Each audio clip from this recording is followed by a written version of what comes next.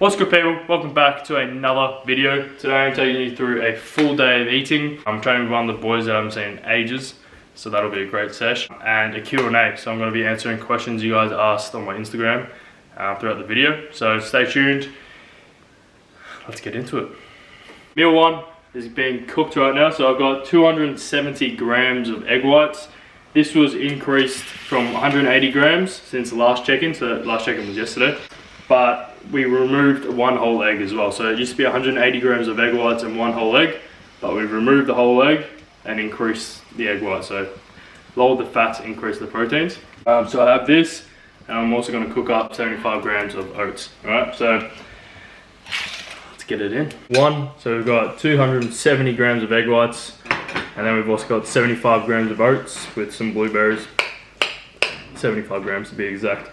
I'm also consuming 6 liters of water a day and have been doing so for the past 4 months. And then straight after this meal, I'll take all my health subs. So I've been through this in the other video. So if you want to check out what I take every morning, go check that one out. Yeah, I'll see you in meal 2, which is my pre-workout meal. Alright, just before we have meal 2 or pre-workout meal, just thought I'd answer some of the questions you guys asked me on Instagram. So, someone asked me how many tubs of protein do you go through a year? Now, I have absolutely no idea. My sponsor, VPA, they send me bags of protein once a month. And yeah, I don't know, I've never really tracked the amount of tubs I go through each year. I just know before VPA, I'd usually go through a big tub of a random company's protein. You know, I get through it within every 2 to 3 months. But I always recommend getting your protein from whole nutritious foods. Question number 2, someone asked, do you do any other cardio besides the bike? So, no. So at the moment, I've only ever done the bike. If I compare it to last year's prep, I did do the treadmill for pretty much the entire prep. And I found that it really beat up my shins and knees, especially once I lost a lot of body fat. You've got less fat protecting the joints, so it's a higher impact type of cardio, whereas the bike I find is a lower impact or different variation, okay? So I've actually really enjoyed using the bike this year, and probably just continue to use that throughout the off season and my next preps coming along the way. Question number 3, someone asked, how much of a surplus would you recommend for a bulk? Now, this is different for everyone. What you've got to focus on is what your maintenance calories is. So what that means is how much calories do you need to stay at the same body weight, okay? So if you're eating a certain amount of calories every day and you're gaining weight, you're obviously in a surplus. If you're losing weight, in a deficit. If your weight's not changing, then you've hit a maintenance, okay? So from that maintenance amount of calories, bump it up by 500 and you're in a good surplus to start off with, okay? And then your weight will begin to rise. As it starts to slow down, you will hit a plateau, throw in another 500 calories or 250, 300 calories, and it'll continue to rise. Now, obviously, the more food you eat, it's gonna be harder and harder. The bigger you get, the more food you need to eat. But yeah, it's just part of the game. So if you want it bad enough, you wanna put on some size, then you need to be in a surplus. You wanna put on some good strength, you need to be in a surplus, and get your foods from whole nutritious foods, you know, so your clean foods. Now, obviously you're in a surplus, so it doesn't need to be as strict. You can have nights off, you can go out for dinner, go to restaurants and stuff, but don't make it all the time, okay? I always say you need to eat to perform. So if you eat shit, you're gonna feel like shit. If you eat good, you're gonna feel good. That's throughout the day, and that's through training as well, okay? So, food for thought, bump your calories up from your maintenance amount by 500 to start off with, and build from there. For meal number 2, this is my pre-workout meal. I always make sure I've got 2 meals in me before I train. The time is now 12:15, so I'll be training in about 25, 30 minutes. So yeah, pre-workout meal is 75 grams of cream of rice and 45 grams of whey isolate protein. This right here is my favorite meal. It's like a little dessert. So get this in me, and about 15 minutes from now I'll have my pre-workout drink, and then 10 minutes from there I'll get into my session.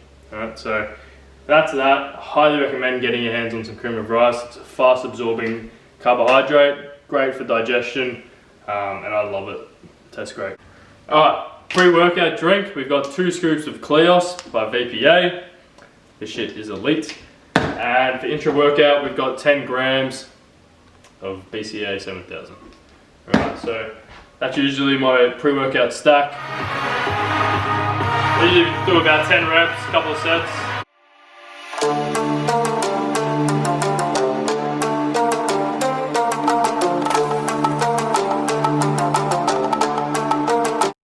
Then move into some pre-activation for the chest, so just a couple of sets on cable chest flies.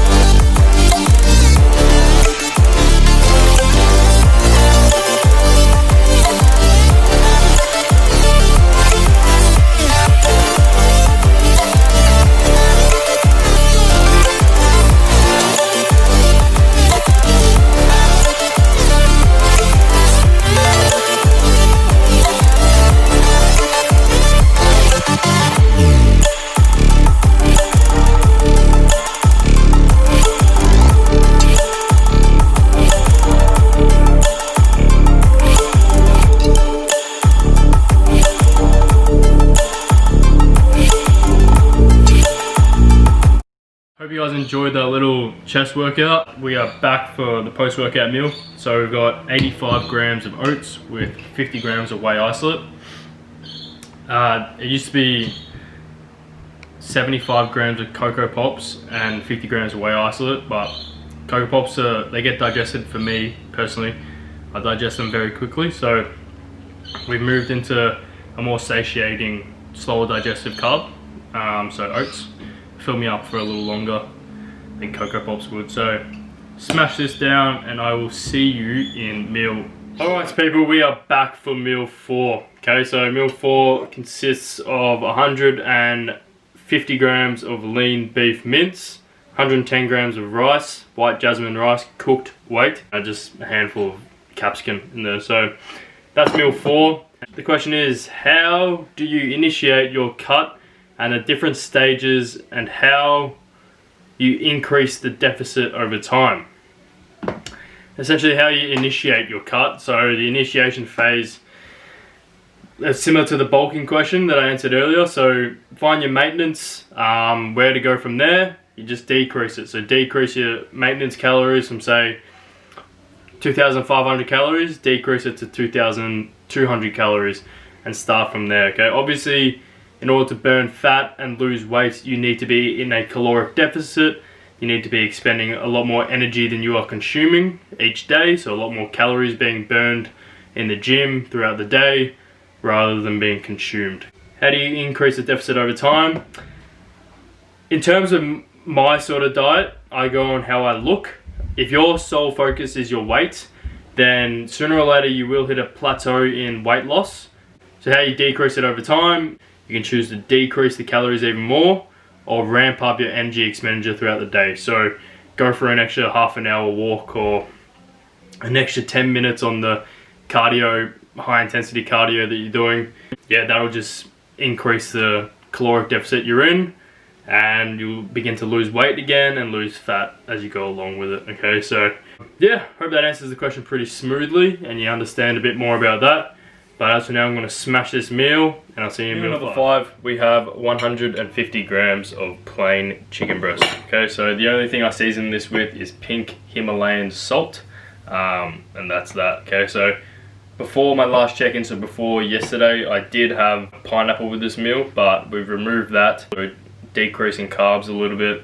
Yeah, so that's what this meal used to be, but now it's only 150 grams of chicken breast. So we have another question. Someone asked, what's the hardest thing you have found on prep so far? The most difficult thing is probably not being able to have access to a proper gym facility. Now, I've been training in my backyard. I'm very grateful and fortunate enough to have the equipment I do, but yeah, I've been training in the backyard for months now. So it would have been a lot easier, well not easier, would have been a lot more motivating, but as we all know, motivation comes and goes. It's discipline that sticks around, okay? So if you've got good discipline, you can take on anything. So hopefully they're meant to reopen in the next couple of weeks, so fingers crossed they pull through with that. Yeah, that's probably been the most difficult thing in terms of getting hungry, low energy throughout the day, prioritizing the energy for the training session. You know, that's prep life. That's what we know we're getting ourselves into before we actually sign up. I love it. I love this shit. I love to push my body to new limits. So I embrace the struggle. Today I did cardio. My legs were fucked. They felt like blocks of concrete. But I still got up, still jumped on the bike and still banged out 23 Ks in 35 minutes.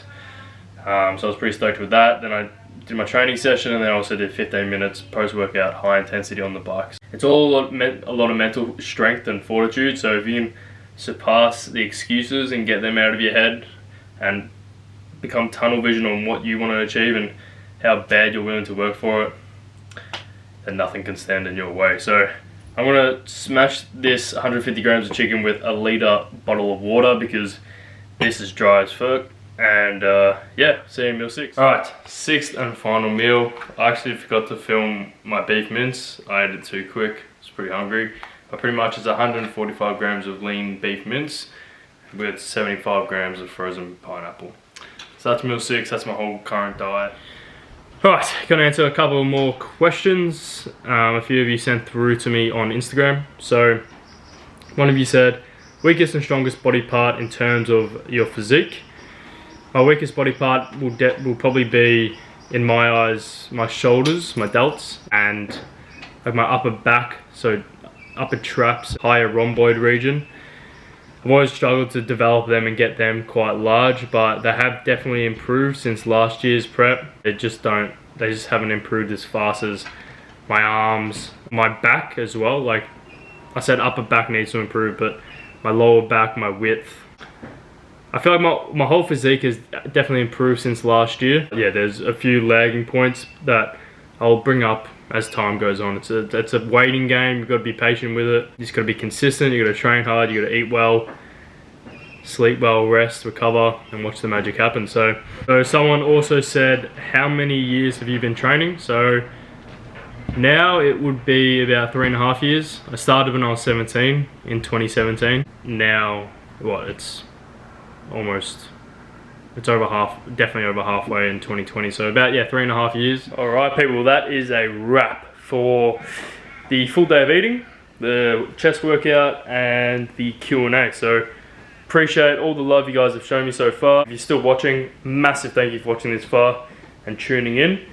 But sorry about meal 6. I got to the end of the night and I was starving and I just ended up eating it and completely forgot about recording. Yeah, massive thank you again. If you haven't already, please like, comment, subscribe, and I will see you in the next one. Peace.